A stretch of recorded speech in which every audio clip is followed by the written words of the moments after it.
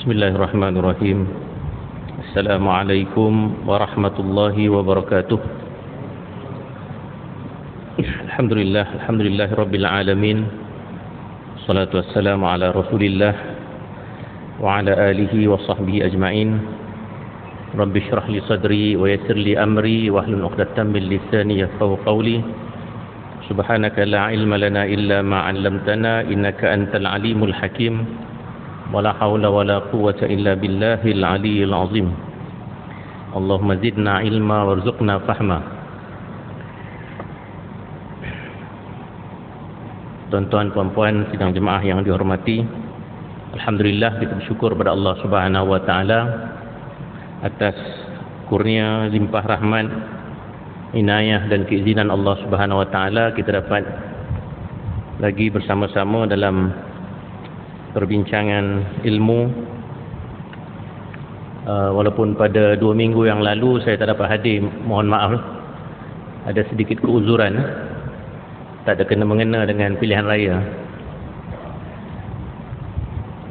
Kalau ada kena-mengena tak ada dah hari ni, mungkin kat parlimen ke kat mana-mana kan. Jadi itu uzur syar'i. Alhamdulillah, kita teruskan perbahasan berkaitan dengan ilmu Kitabul Ilm Imam Al-Ghazali rahimahullah dalam satu kitab yang lebih besar, iaitu kitab Ihya Ulumuddin. Dan seperti yang kita selalu ulang-ulangkan, mengapa kita membaca bab ini dalam kitab Ihya ini, kerana bab ini merupakan bab yang paling asasi dalam kita membahaskan tentang apa-apa sahaja ilmu, termasuklah ilmu-ilmu agama. Sebab itu kitab Imam Al-Ghazali itu dipanggil Ihya Ulumuddin, menghidupkan ilmu-ilmu agama. Maknanya intipati kepada kitab Ihya itu adalah ilmu agama. Bagaimana kita orang Islam ni harus memahami agama itu dengan sebenar-benarnya. Tetapi Imam Al-Ghazali memulakan dengan satu bab yang penting yang dipanggil Kitabul Ilm, Babul Ilm, bab tentang ilmu. Kerana kalau kita tidak memahami falsafah ilmu dalam Islam, maka nanti kita akan menghadapi masalah dalam kita bermuamalah dengan pelbagai bentuk ilmu yang ada. Malah mungkin kita akan keliru dalam kita mempelajari dan mendalami ilmu-ilmu yang banyak. Dan mungkin kita akan keliru juga antara apa yang dipanggil ilmu dan apa yang dipanggil bukan ilmu. Sebab hari ini banyak yang tersebar dalam kalangan masyarakat itu bukan ilmu, tetapi ia hanyalah yang dipanggil maklumat. It's just information, but it's not knowledge. So ada beza yang besar dalam Islam antara apa yang dipanggil dengan ilmu dengan sekadar maklumat. Maklumat itu adalah objek ilmu, maklum kan, benda-benda yang menjadi objek kepada ilmu di luar sana. Sedangkan yang dipanggil ilmu tu dia berada dalam diri kita, dalam akal kita, dalam jiwa kita, dalam hati kita. Ilmu itu adalah maklumat-maklumat yang sampai ke dalam akal, hati dan jiwa kita yang mempunyai makna. Itu dia punya keyword dia. Kalau maklumat-maklumat yang banyak yang kita dapat ni melalui Facebooknya, melalui WhatsAppnya, melalui websitenya, surat khabarnya, apa semua, tidak memberi makna dalam diri kita, ia tidak menjadi ilmu kepada kita. Dan makna itu haruslah berkait dalam Islam dengan perkara yang paling penting dalam kita punya tasawur Islam ataupun world view of Islam ataupun pandangan alam Islam. Dalam world view of Islam ni, pandangan alam Islam atau tasawur Islam ni, yang paling penting ialah Allah Ta'ala. Kalaulah maklumat-maklumat yang kita dapat yang banyak itu masuk ke dalam hati dan jiwa kita, tidak berkait dengan Allah Ta'ala, dia tidak memberi makna yang sebenar, dan dia tidak akan menjadi ilmu. Ini yang cuba diingatkan oleh Imam Al-Ghazali dengan mengatakan, membahaskan tentang ilmu fardu ain, fardu kifayah. Kenapa ada pembahagian ilmu fardu ain dan fardu kifayah dalam Islam? Kenapa tak semua tu dipanggil ilmu saja, kan? Tak payahlah nak bagi-bagi ada ilmu fardu ain, fardu kifayah, just panggil knowledge saja, ilmu saja. Kerana dalam Islam dia ada dia punya sistem. Dia ada system of meaning, ada makna yang berkait antara satu dengan yang lain. Dan makna yang paling penting dalam pemikiran, pandangan alam, worldview Islam itu adalah Tuhan. Jadi segala ilmu yang berkait dengan Tuhan, dia menjadi makna yang terpenting. Dia menjadi ilmu yang terpenting. Sebab itu dalam Islam, ilmu yang paling tinggi martabatnya ialah tauhid, usuluddin, akidah, kan? Ilmu yang paling penting dalam Islam ilmu akidah. Tidak ada makna ilmu-ilmu yang lain kita pelajari kalau tidak dikaitkan dengan akidah, kan? Kita belajar apa? Banyak yang kita belajar dulu kat universiti, dekat sekolah, sains, ekonomi, geografi, prinsip account, apa lagi? Di universiti lagi banyak, kan? Social science, exact science, architecture. Tapi kalau seorang itu Muslim, kalau dia belajar ilmu-ilmu, semua ilmu-ilmu ini tidak dikaitkan dengan akidah, khususnya ketuhanan, ilmu itu hanya tinggal maklumat saja. Dia mungkin tidak memberi manfaat yang sebenar dan makna yang sebenar kepada diri seorang Muslim. Dia masih boleh bermanfaat. Dia punya manfaat itu manfaat keduniaan lah. Ramai je orang yang belajar ilmu-ilmu yang saya sebutkan tadi, berjaya dalam hidup, berjaya dalam keduniaan, malah kaya raya. Kerana kehebatan ilmu-ilmu tadi, ilmu engineeringnya, ilmu architecture-nya, ilmu accounting-nya. Tetapi jika ia tidak dikaitkan dengan ilmu fardu ain, atau dia tidak dipandu oleh ilmu fardu ain, maka dia tidak akan memberi makna yang sebenar kepada diri seorang Muslim, dan tidak akan memandu dirinya kepada perjalanan sebenar dia menuju Tuhan nanti. Dia tersekat hanya di dunia sajalah manfaatnya. Tetapi nanti di akhirat, ilmu-ilmu ini mungkin tidak akan, bukan sekadar mungkin, tidak dapat membantunya kalau tidak dikaitkan dengan ketuhanan. Jadi sebab itulah dalam Islam, konsep ilmu tu kena faham. Sistem ilmu ataupun dipanggil ihsa'ul ulum, classification of knowledge. Ilmu ni ilmu apa, ilmu ni ilmu apa, itu semua diajar tu dulu. Malah dalam kitab-kitab tradisi pun ada. Dia panggil mabadi al-asyarah, prinsip yang 10 dalam ilmu. Nak belajar ilmu, dia kena ada tahu prinsip yang 10 tu. Apa dia prinsip 10 tu? Antaranya lah, nama ilmu itu apa, asal ilmu tu apa, pendiri ilmu tu, kan? Ulama yang mendirikan ilmu tu apa, siapa dia? Ilmu usul fiqh misalnya, pendirinya ialah Imam Syafi'i rahimahullah ta'ala. Kena faham dan kena tahu dan kena kenal siapa dia. Kedudukan ilmu itu dipanggil nisbah ilmu, nisbatul ilm. Kedudukan ilmu yang kita pelajari itu dengan ilmu yang lain pun kita kena tahu juga. Kalau tidak nanti kita sesat dalam macam tadilah, kerencaman ilmu yang cukup banyak pada hari ini. Rupanya yang kita duk belajar mendalam tu, dia tidak ada makna sangat kepada kehidupan kita, khususnya untuk kita kembali ke akhirat nanti. Bukan ini bermakna kita menolak ilmu-ilmu fardu kifayah. Itu jangan salah faham pula. Lepas ni nanti habis semua, cucu-cucu nak belajar sains pun tak bagi. Ini semua tak ada manfaat, lupakan saja, kan? Tidak, kita tak kata begitu. Yang kita tekankan tadi, ilmu-ilmu ini harus dipandu dan dikaitkan dengan ilmu yang terpenting dalam kehidupan seorang Muslim dan dalam sistem ilmunya, khususnya yang akan memandu dia nanti untuk menuju Allah Ta'ala di akhirat. Itu sebabnya ada ilmu fardu ain. Dan itu sebabnya ilmu fardu ain tu dia wajib kepada setiap individu. Fardu aini. Fardu yang setiap ain kita kena belajar, setiap diri kena belajar.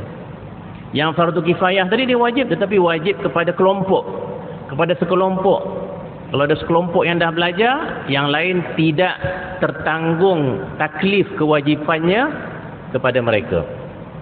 Sebab orang lain mungkin dah mahir dalam hal itu.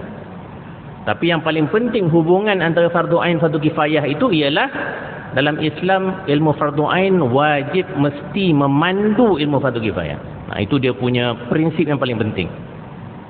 Kita kena ingatkan anak-anak kita, cucu-cucu kita yang belajar banyak ilmu ni. Tak apa, teruskan. Tapi pastikan mereka mendalami juga ilmu fardu ain. Kan? Belajar juga ilmu fardu ain, belajar akidah, belajar tauhid, belajar fiqah, ibadah dan lain-lain, dan akhlak yang paling penting. Kerana ilmu-ilmu fardu ain inilah nantinya yang akan memandu tak kiralah apa saja profession dan juga kerja yang mereka akan lakukan. Dan itu yang ditekankan dalam bab yang kita sedang baca ini, ketika Imam Al-Ghazali menghuraikan contoh-contoh yang ada dalam kalangan ulama-ulama besar dahulu yang mereka hebat dari sudut ilmu-ilmu fardu kifayah, tetapi mereka juga hebat dalam ilmu-ilmu akhirat. Mereka hebat dalam ilmu fiqh dan usul fiqh. Fiqh dan usul fiqh ni kalau dia dah sampai ke tahap yang lebih mendalam, seperti pendalilan, seperti kefatwaan yang macam kita tengok hari ni, itu dia tak wajib dah, dia bukan fardu ain dah, dia jadi fardu kifayah. Dia ada pakar-pakar yang akan mendalaminya, mufti-mufti, itu dia punya kepakaran lah. Kita akan berpegang kepada pandangan mereka dalam membuat hukum, kan? Ilmu kalam seperti yang kita sebut dulu, ilmu akidah, tapi yang dah mendalam, yang dah bersifat detail, hujah-hujah, pendalilan-pendalilan tentang wujudnya Tuhan, lawan etis misalnya, itu dah jadi fardu kifayah, tak semua orang wajib. Tapi kena ada tu kelompok, kalau tidak nanti datang etis mempengaruhi kita kat masjid ni, habis semua nanti keliru dan mungkin sesat. Jadi kena ada kelompok yang mendalami ilmu akidah yang bersifat mujadalah ni, yang bersifat perdebatan ni. Berdebat, itu penting. Tapi jangan semua orang sibuk dengan hal-hal itu. Yang utama yang dipanggil fardu ain itu adalah keimanan dan keyakinan kita terhadap perkara-perkara asasi dalam akidah. Itu cukup dah. Jadi orang di kampung misalnya, kampung betul lah, yang jenis mungkin tidak terdedah dengan cabaran ideologi dan falsafah-falsafah yang liberal dan apa ni, mereka tak perlu belajar mendalam sangat dalam ilmu akidah. Fiqah pun macam tu. Sebab yang penting bagi mereka ialah beriman dengan Tuhan, tunduk, solat. Dia tak ragu dalam solatnya. Entah orang Tamantun lagi ramai yang tak confident masa sujud tu berbanding dengan orang Ulu Tembeling ataupun dekat Gua Musang. Contoh saja. Ataupun di mana lagi, tempat-tempat yang jauh-jauh sikit lah. Adalah seorang makcik, nenek atau datuk, dia tiap hari kerja dia pergi surau, kan? Ilmu dia tak begitu mendalam, tapi dia belajar tauhid, dia tahu Tuhan tu ada, sifat Tuhan yang basic-basic. Kemudian dia semayang dan dia solat, dan keyakinan dia tu boleh membawa dia masuk syurga mungkin lebih mudah daripada orang yang duduk di bandar ni, yang tiap-tiap hari duduk baca WhatsApp, TikTok, baca berita-berita dari luar yang kadang-kadang mengelirukan kita tentang agama, tentang ketuhanan, tentang ideologi yang ada. Dia tu kedudukan dia macam tu. Tapi kena adalah orang yang pakar tu, yang mendalami, yang detail tu, supaya dia dapat menyelamatkan orang-orang yang asas.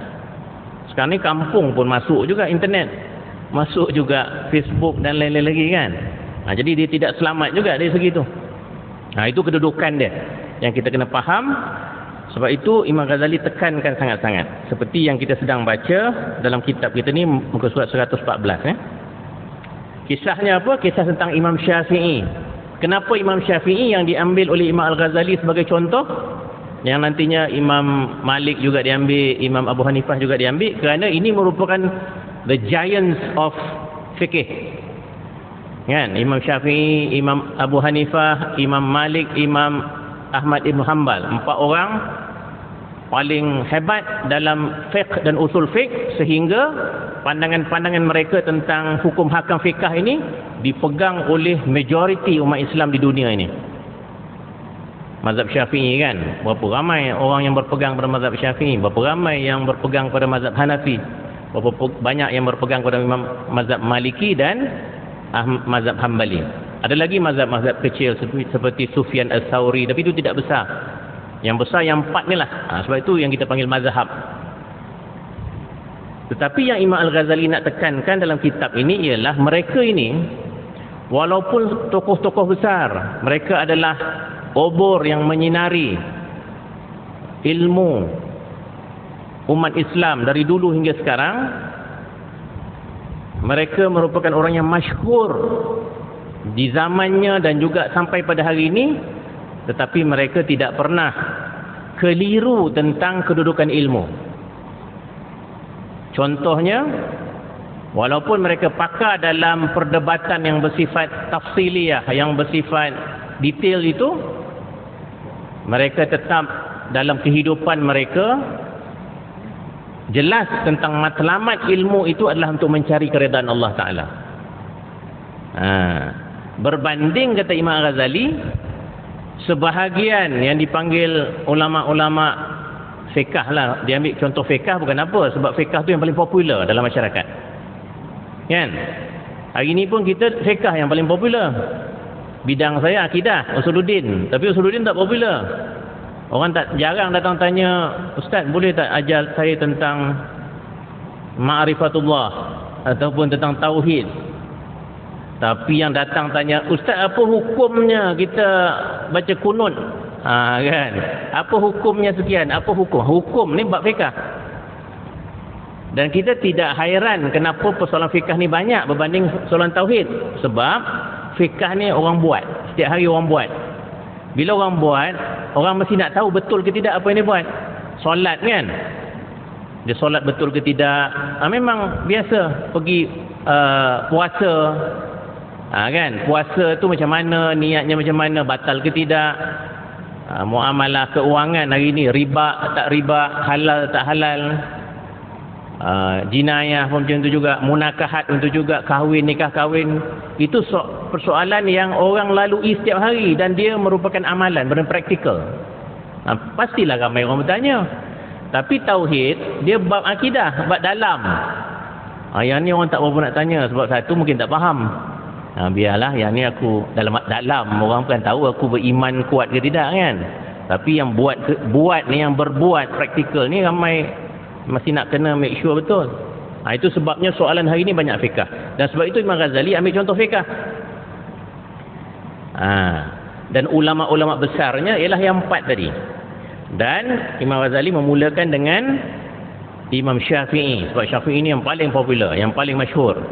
Tetapi seperti yang kita dah baca 2-3 kali pertemuan kita, Imam Syafi'i ini walaupun hebat dari fiqahnya, tetapi beliau juga merupakan orang yang amat mendalam dalam menekankan hal-hal ukhrawi, hal-hal hati dan jiwa.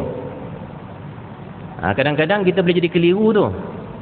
Bila dah popular sangat bab fiqah, orang datang tanya kan, tanyalah ustaz, tanyalah ustazah kan, rancangan-rancangan yang ada tu, dia mula datang dia punya gah dia tu, dia punya apa, dia panggil ghururnya tu, tipu daya syaitan tu, dia mula datang.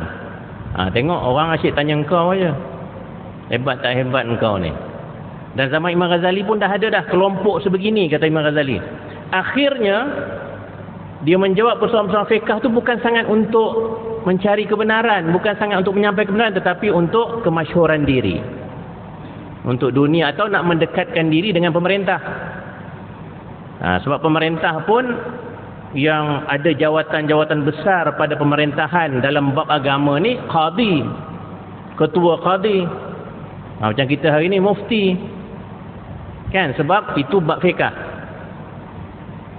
Untuk usuluddin ada ke jawatan macam mufti? Tak ada kan?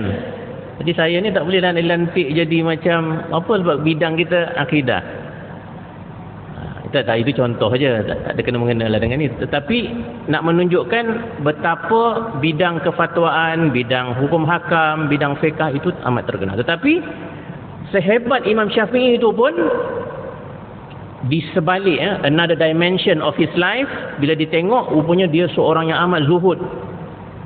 Ada 5 ciri yang disebut oleh Imam Ghazali yang ada pada bukan sekadar Imam Syafi'i tapi semua imam-imam besar ni. Kalau kita nak rujuk balik pada muka surat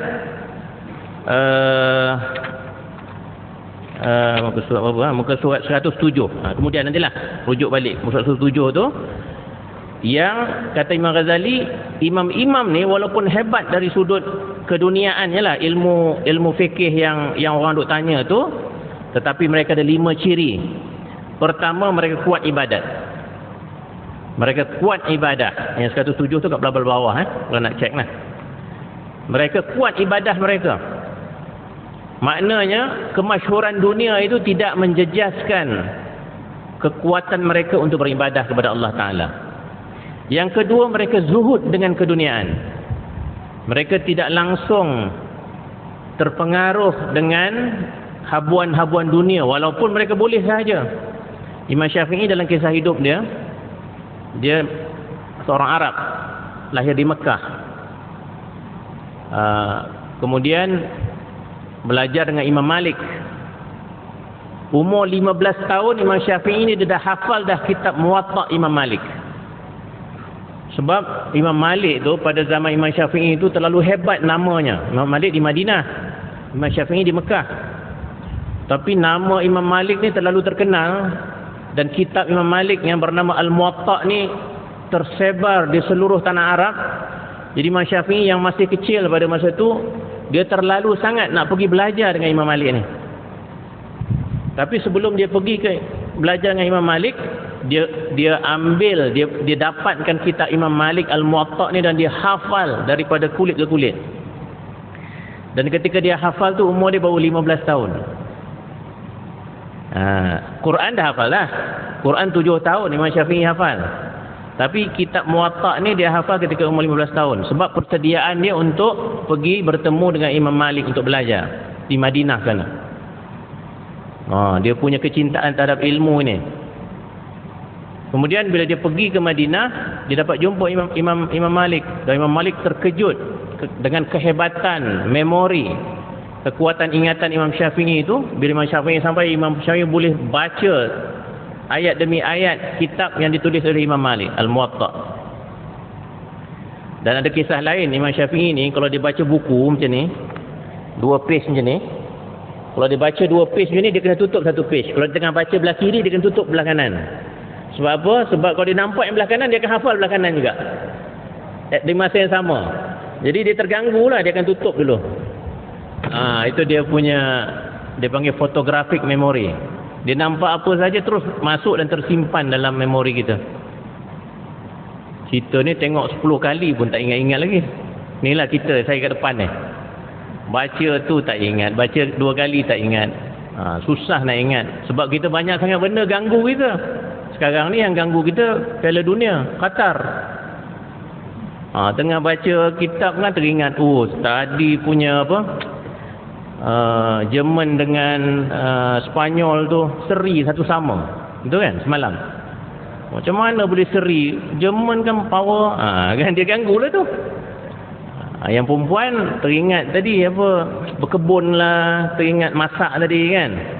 Resepi tu macam mana nak bagi sedap sikit.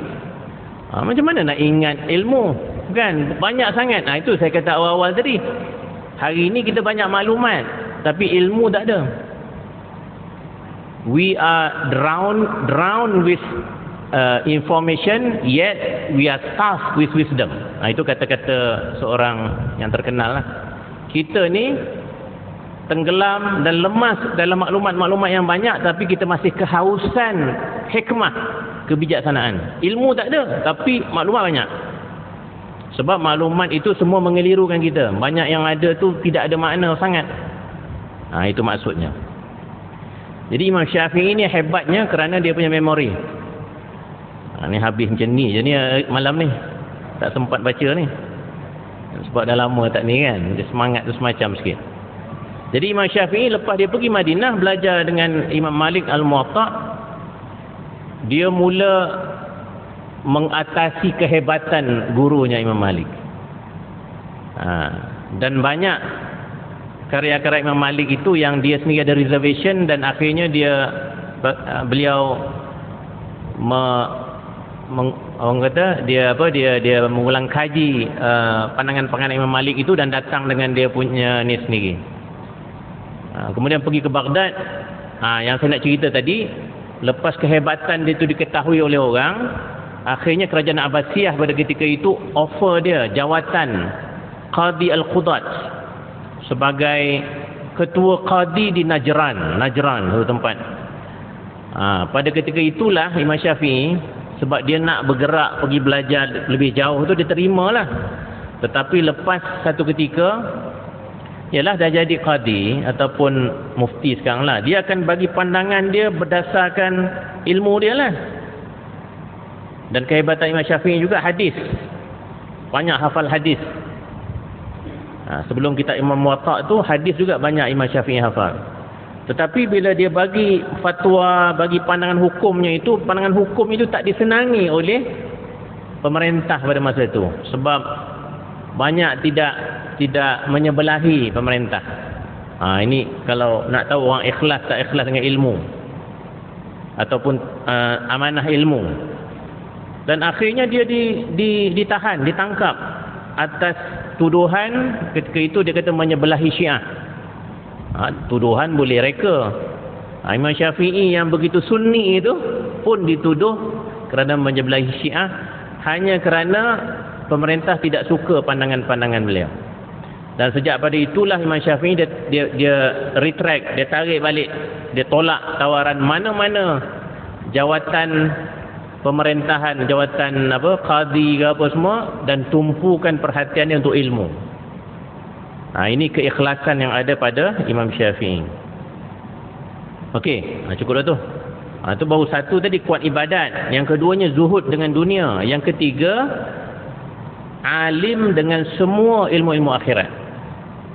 Jadi walaupun kepakaran Imam Syafi'i itu dalam fiqh dan usul fiqh, kan, lepas dia tak setuju dengan Imam Malik gurunya tadi, Imam Syafi'i dia susun sendiri dia punya sistem istinbat hukum, cara-cara mengeluarkan hukum, dan akhirnya timbullah satu ilmu yang dimulakan oleh Imam Syafi'i yang dipanggil ilmu usul fiqh. Yang hari ini anak-anak kita duk belajar usul fiqh tu sebenarnya dia punya founder adalah Imam Asy-Syafi'i rahimahullah ta'ala. Bayangkan hebatnya Syafi'i ini, daripada beliau datang satu ilmu yang hari ini menjadi ilmu yang besar. Kita tak tahulah ilmu apa yang kita mulakan. Okey. Yang ketiga, faham. Yang keempat dan yang kelima, yang paling penting kata Imam Ghazali, yang ada pada diri ulama-ulama besar ini ialah ilmu mereka tidak lain daripada bertujuan mencari keridhaan Allah Ta'ala. Yang keempat tadi, faham. Saya tertinggal. Yang keempat, memahami kepentingan umat. Kepentingan umat dan keperluan umat lah. Jadi kita ni bagi fatwa ke apa, biarlah sesuai dengan apa yang umat, kemaslahatan umat. Kadang-kadang bagi pandangan tu tidak benar-benar memberi maslahah. Merosakkan lagi ada kan, memecah belahkan lagi ada. Fatwa-fatwa yang sebahagian lah. Tapi kehebatan ulama-ulama dahulu itu kerana mereka memahami kepentingan umat dan kemaslahatan umat. Dan yang terakhir, yang kelima, mencari keridhaan Allah Subhanahu wa taala. Yang kelima itu paling penting kata Imam Al-Ghazali. Dan itulah yang menyelamatkan kita. Walaupun kita duk cerita tentang ulama, tapi kita juga boleh ambil manfaat daripada cerita-cerita ni. Sebab kita pun ada ilmu juga, kan? Kalau tak ada ilmu, tak duduk sini Taman Tun ni. Taman Tun ni orang yang berilmu belaka, berpendidikan belaka. Tetapi kita juga kena ingat, segala apa sahaja ilmu yang kita pelajari itu, macam awal-awal saya sebut tadi, jangan kita pisahkan dengan tujuan terakhir kita untuk mencari keridaan Allah Ta'ala. Kalau ilmu kita yang banyak itu akhirnya menjauhkan kita daripada masjid misalnya, itu dah masalah lah.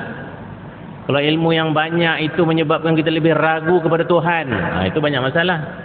Kalau ilmu kita yang banyak itu melalaikan kita daripada melakukan ibadat kita seperti solat dan lain-lain lagi, itu ada masalah. Itu maksudnya. Itu maksudnya ilmu fardhu ain itu memandu. Jadi kalau kita ni duk sibuk setiap hari sampai tak ada masa langsung nak buat ibadat, tak ada masa langsung nak datang ke masjid, tak ada masa langsung untuk menguatkan keyakinan dan keimanan kita kepada Allah Ta'ala dengan pelbagai cara, tidak ada masa untuk mendalami ilmu-ilmu yang membawa kita ke akhirat, itu maknanya kita sudah memisahkan ilmu yang kita ada atau kehidupan yang kita ada dengan akhirat. Itu yang diingatkan oleh Imam Al-Ghazali. Okey, kita bacalah surah 114. Tengah-tengah tu saya ambil. Ditanya kepada Imam Asy-Syafi'i radhiyallahu anhu, bilakah seseorang itu dipandang alim? Bilakah seseorang itu dipanggil seorang alim? Beliau menjawab, apabila ia yakin pada sesuatu ilmu lalu diajarkan ilmu itu kepada yang lain, kemudian ia menempuh ilmu-ilmu yang lain pula, maka dilihatnya mana yang belum diperolehinya. Maknanya seorang yang alim itu dia tidak berpuas hati dengan satu atau dua ilmu yang dia ada saja. Dia akan sentiasa mencari ilmu-ilmu yang lain yang boleh memperkukuhkan kefahaman dia terhadap sesuatu perkara, khususnya yang berkaitan dengan matlamat terpenting kehidupannya untuk mencari keridaan Allah dan untuk pulang kepada Allah Subhanahu Wa Taala nanti. Itu salah satulah ciri alim yang disebut oleh Imam Asy-Syafi'i ketika ditanya. Ini cerita lain, soalan yang lain juga. Pernah ditanya orang kepada Jalinus. Siapa dia Jalinus ni? Jalinus ni Galen. Pernah dengar tak nama Galen? Seorang ilmuwan besar zaman Greek dulu, yang banyak terkenal dalam bidang sains. Galen. Sesungguhnya Tuhan menyuruh, Galen ni banyak terkenal perubatan. Sesungguhnya Tuhan menyuruh buat bermacam-macam obat untuk satu penyakit. Itu macam pernyataan atau soalan kepada Galen lah, atau Jalinus dalam bahasa Arabnya. Maka Galen ini menjawab, yang dimaksudkan dari obat-obat itu adalah satu, dan yang dimasukkan yang lain ke dalamnya adalah supaya tetap ketajamannya, kerana kalau masing-masing sendirian itu membunuh. Maksudnya apa? Imam Ghazali ambil contoh Galen, bukan sekadar ulama Islam, malah ulama Yunani pun diambil satu macam kata-kata ataupun persoalan yang dibangkitkan tentang ubat. Kata Galen, ubat ni, rahsia pada ubat ni adalah kesatuan ubat tu. Kesatuan. Walaupun dia punya elemen banyak, dia punya ingredient dia banyak, tapi kekuatan satu ubat ialah apabila dia dapat diramukan, disatukan, dan efektif lah. Akhirnya dia efektif bagi ubat. Sebab kalau dia bersendirian, kata Galen, elemen-elemen dalam ubat tu dia akan menjadi racun. Tapi kalau dia bersatu dan dia terramu dengan baik, dia akan jadi ubat. Kalau orang kata ular, bisa ular, dia punya antidotnya adalah dalam ular tu juga. Daripada ular tu juga boleh menjadi penawar bagi bisa ular. Itu Tuhan jadikan hebat, Tuhan jadikan fitrah obat dan lain-lain lagi kan. Tapi apa poin Imam Ghazali memetik Galen ni? Ilmu pun begitu, kata Imam Ghazali. Kalau kita ni belajar ilmu terpisah-pisah tanpa mengaitkan dalam satu kesatuan, dia akan merosakkan kita. Kan? Belajar fiqh tak belajar tauhid. Itu yang asyik. apa nak hukum orang je tu. Kan, nak hukum orang itu kafir. Tak sah. Tak halal kan. Ataupun belajar tauhid tak belajar fiqh. Belajar tasawuf tak belajar fiqh. Itu yang sampai satu tahap aku ni tak payah semayang dah sebab aku punya makam ni dah naik dah. Makam paling dekat dengan Tuhan. Kan, aku punya tauhid ni dah sampai level beyond any obligation. Itu tak semayang. Sebab apa? Sebab duk belajar tauhid dan tasawuf, tak belajar fiqh. Itu kata, kalau ambil daripada peringatan Al-Ghazali memetik galen tu, ubat tu kan kau terasing-terasing dia jadi racun. Tapi dengan kesatuannya itulah dia menjadi ubat. Ilmu pun begitu juga. Kalau duk ekstrim cari satu ilmu sahaja, tidak tahu hubungan ilmu tu dengan ilmu yang lain, khususnya yang fardu ain tadi, maka dia akan menyesatkan kita. Kan? Minat golf, katakan golf. Jadi semua buku-buku golf ada kat rumah dia. Minat cycling, habis buku-buku basikal, roda dia, rim dia. Saya ada kawan-kawan yang macam tu. Jadi dalam WhatsApp group tu cerita pasal tayar je. Kita pun dah tak larat ikut dah. Tayar jenis apa, tayar ni apa, daripada jenis apa, emas apa, perak ke apa, semua macam-macam lah. Tapi kalau itu je ilmu dia, tak ke mana lah. Kan? Boleh bawa dia naik basikal aja lah. Tak sampai ke syurga tu basikal tu kan. Tapi taklah sampai begitu. Kita faham. Boleh aja kan kalau nak seronok yang tu. Tapi yang kita kata tadi, jangan kita tinggalkan ilmu-ilmu usul. Ilmu-ilmu yang utama yang akan memandu. Kita kena tahulah matlamat hidup. Anak-anak muda gini, ramai yang dia dah macam, dia macam dah tak tahu dah hidup untuk apa. Jadi hari-hari tu duk sibuk je dengan apa yang dia seronok lah, nafsu dia seronok kan. Bukan anak muda je, anak tua pun macam tu. Anak tua dengan cara dia lah kan, dengan dia punya kesukaan lah. Yang muda dengan kesukaan, tapi sama lah.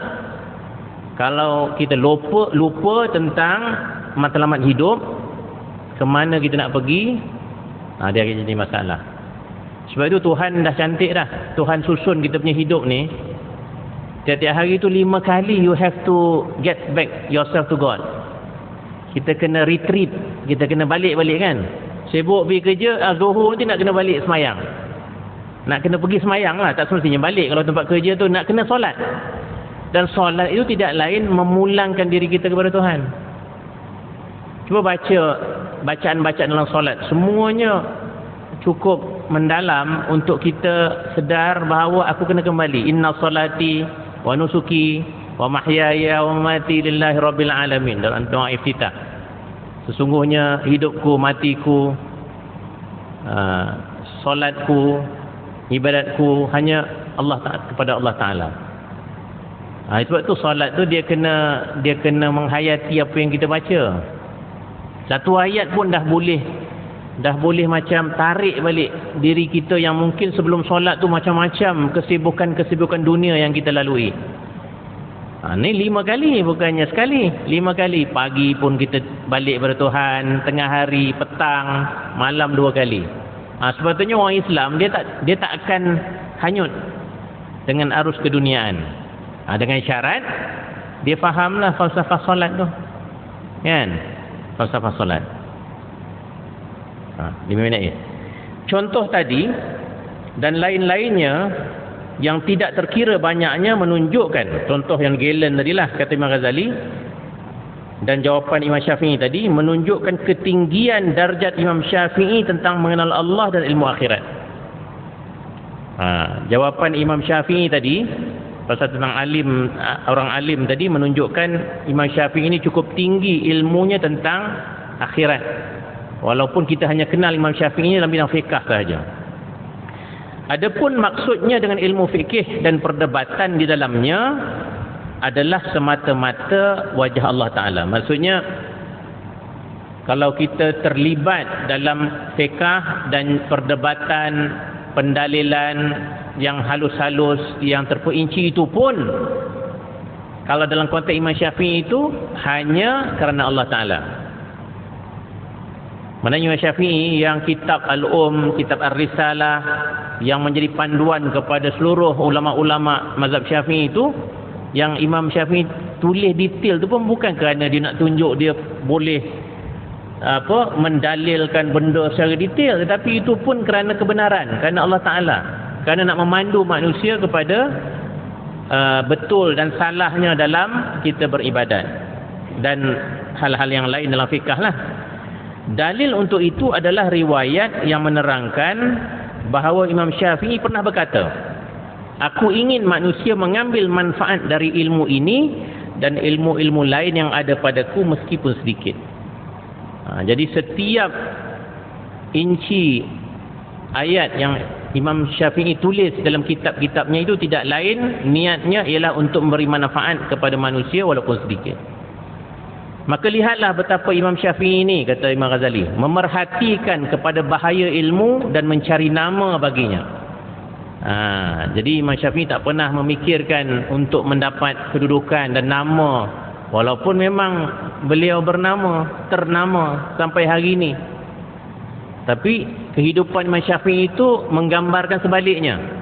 Beliau sendiri tidak pernah menulis untuk mencari nama. Dan bagaimana ia membersihkan hati daripada berpaling kepadanya yang semata-mata niatnya kerana Allah Ta'ala. Imam Syafi'i pernah berkata, tidaklah sekali-kali aku bertukar fikiran dengan seseorang dengan tujuan bahawa aku lebih suka ia salah. Kata Imam Syafi'i, aku bukan berdebat dengan orang ataupun macam tak bersetuju kepada Imam Malik ke misalnya dengan tujuan aku suka dia salah. Kita hari ni ramainya macam tu kan. Dalam politik lah senang kan, pilihan raya baru ni. Orang lain je yang salah, kita punya parti je yang betul. Kan, macam-macam keluar fatwa lah apalah. Ni semualah saya tak rujuk pada mana-mana. Yang menang pun sama, yang kalah pun sama. Masing-masing pada kempen tu cepat menyalahkan yang lain dan membetulkan diri dia saja. Lama-lama kena bersatu dalam kerajaan kan.